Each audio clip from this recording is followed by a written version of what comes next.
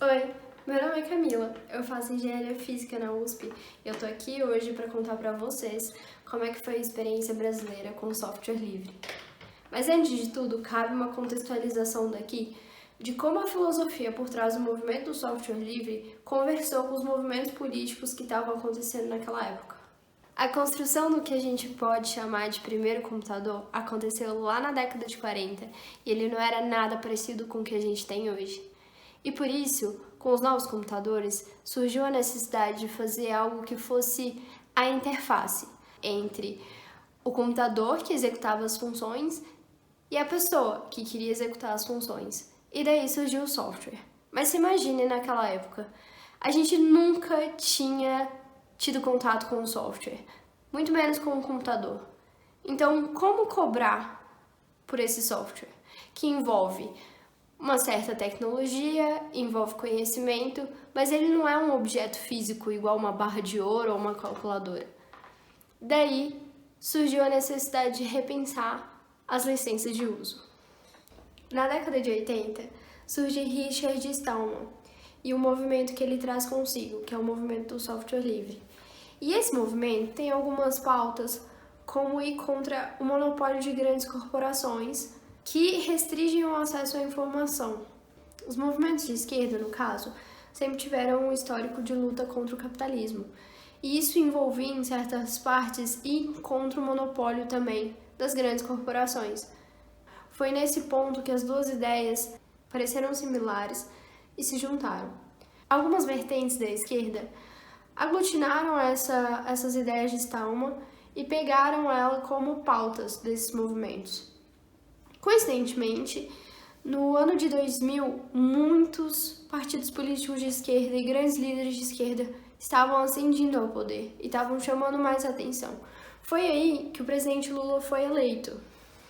O grande marco do software livre na história brasileira começou no dia 29 de outubro de 2003, quando o então presidente Luiz Inácio Lula da Silva fez um decreto presidencial que autorizava o uso prioritário do software livre em detrimento do software proprietário. As vantagens de se adotar o software livre como política governamental vêm da parte econômica, mas também, principalmente, faz uma valorização da indústria nacional, criando empregos e desenvolvendo tecnologia de ponta aqui dentro do território. Outra vantagem que é importante ser citada é também escapar das ações de espionagem de países desenvolvidos, onde estão inseridas essas grandes corporações que vendem essa tecnologia pra gente, na forma de licença paga.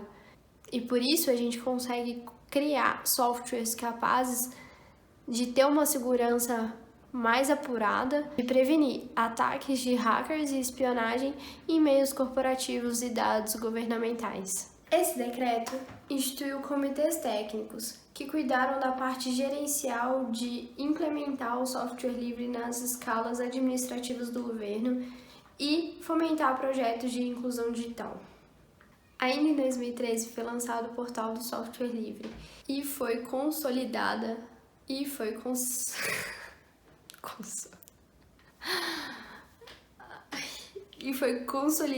a primeira versão brasileira dos padrões de interoperabilidade do governo brasileiro. A gente chama elas simplesmente de EPING. Em 2004, a Embrapa criou um projeto do Agro Livre, que tinha como objetivo auxiliar os setores da agropecuária com softwares livres disponível para resolver soluções de gerenciamento, de estatística que eles tinham como necessidade. E o mais interessante, eles eram livres, então eles possibilitavam o usuário fazer configurações e também aperfeiçoar eles de acordo com as suas necessidades. O primeiro software público brasileiro foi disponibilizado em 2005 e era chamado de Configurador Automático e Coletor de Informações, a sigla CACIC. Agora, é importante frisar que o conceito de software público brasileiro, ele difere um pouco do software livre, porque ele é um software que é considerado um bem do cidadão, então é algo que a gente tem como direito, E também ele muda um pouco na questão do compartilhamento de informação e ele ser feito também de um novo modelo colaborativo de produção e de sustentabilidade da própria plataforma do software. Nesse vídeo, aqui do lado, eu mostro para vocês como é que é fácil ter acesso a esse tipo de software. É só acessar o link e ver. A gente tem disponível 69 softwares públicos brasileiros para você fazer download e experimentar. É um direito seu como cidadão. Em 2007, foi lançado o portal do software público brasileiro. Em 2008, a gente teve uma outra versão daquela ePING que eu conversei com vocês. E essa versão foi muito interessante porque ela incorporava o ODF. A importância dessa mudança na ePING é porque quando salvamos um documento, seja ele qualquer, em softwares proprietários, esse documento fica regido pelas leis e patentes que regem a licença do software. E o conteúdo ali pode ser inviabilizado para acesso em qualquer momento. O ODF é um formato de padrão aberto que garante aquela palavrinha difícil, interoperabilidade atemporal, o que significa que a gente garante que esses documentos salvos em ODF podem ser acessados em qualquer momento na linha do tempo.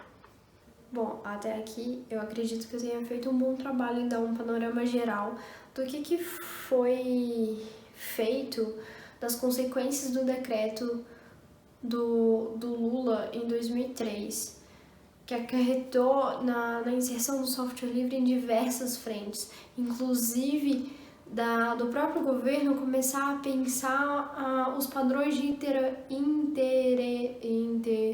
interoperabilidade que iam ser aplicáveis na era digital, porque naquela época é uma coisa que a gente precisa se afastar, tomar distância e conseguir ver o que estava acontecendo.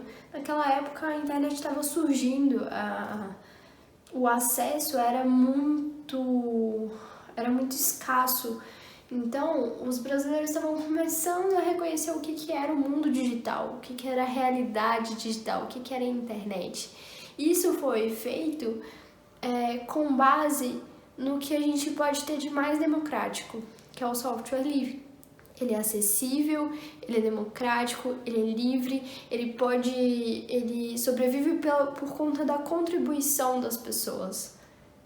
E o governo fez isso de maneira muito interessante e foi referência para vários países no mundo. Mas infelizmente o que é bom não dura para sempre. Na troca de gestão, a gente teve o presidente Lula durante dois mandatos, e na troca do mandato, quando foi eleita a presidenta Dilma, ela já não dialogava com os ativistas do software livre como o presidente Lula.